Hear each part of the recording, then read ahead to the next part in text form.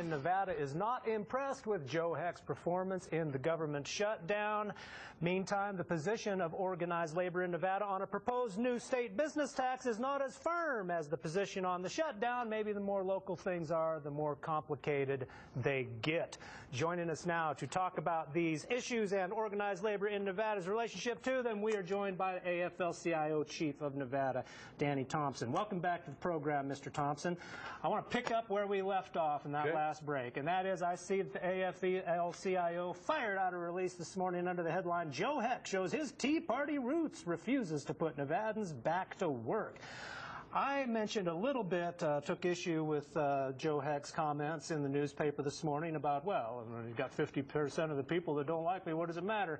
You have an even more pointed view on those remarks, I gather. Yes. Well, what matters is people are out of work. And not, you talk to some people and they believe that you're talking about government employees. There are a lot of government employees out of work, but in Nevada, the worst unemployment rate in the nation for, I don't know, a decade. The government forces people out of work. I talked to somebody the other day, had been out of work for 2 years, went back to work at the airport on the tower, and now they're laid off, and this is a construction person, who they're laid off now because there's not an FAA inspector to inspect the job. So this just isn't about government workers. This is about real people in Nevada. This is probably, I saw a number, 11,000 people impacted in this state who aren't getting a paycheck, and they're not going to get paid for the time that they miss, and the businesses that they you're talking about the private sector workers. Private sector workers. And they go to businesses, they go to restaurants, they go to the movies. They're not going to be able to do that.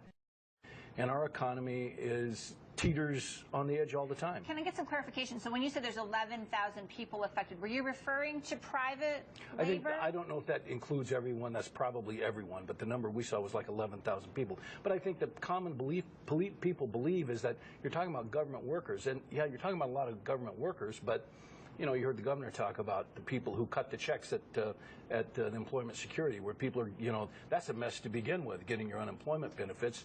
But now, the state doesn't have the money to pay those people, and so what's going to happen? This thing is so idiotic, it is beyond compare with anything I can remember. When we went through the worst recession in my history that I can remember, we're finally out of it. We have an economy that depends on people to have discretionary money to come and spend the money here. They finally start to come back. We're always at the end of a recovery. We finally start coming back, and now this.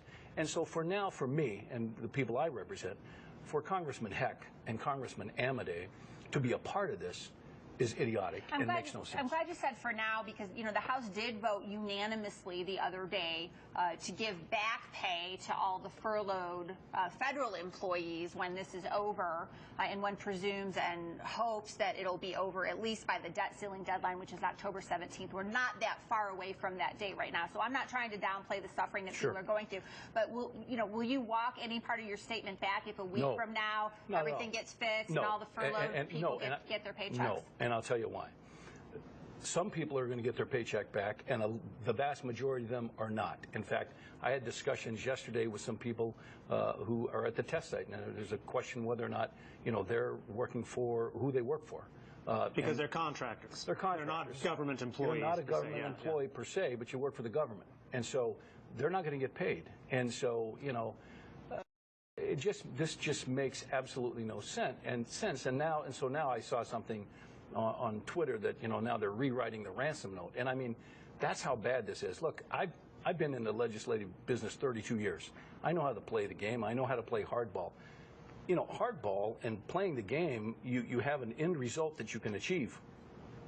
What they wanted wasn't achievable. They knew that.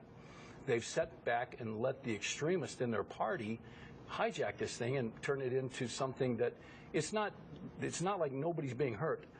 Thousands of people in this state are being hurt, and by extension, the state's being hurt. You know what bothers me actually about this remark of Heck's, that 50% of the district is not going to be happy with what I do, so what does it matter?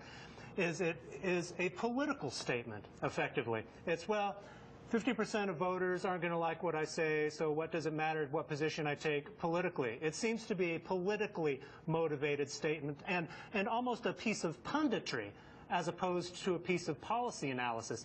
And I think that just reflects the larger problem that's going on, is everyone is working from a basis of how can we get over on you politically, as opposed to digging into the policy. You know, the person who made a non-political statement about this yesterday, which I was pleased to see, was the governor.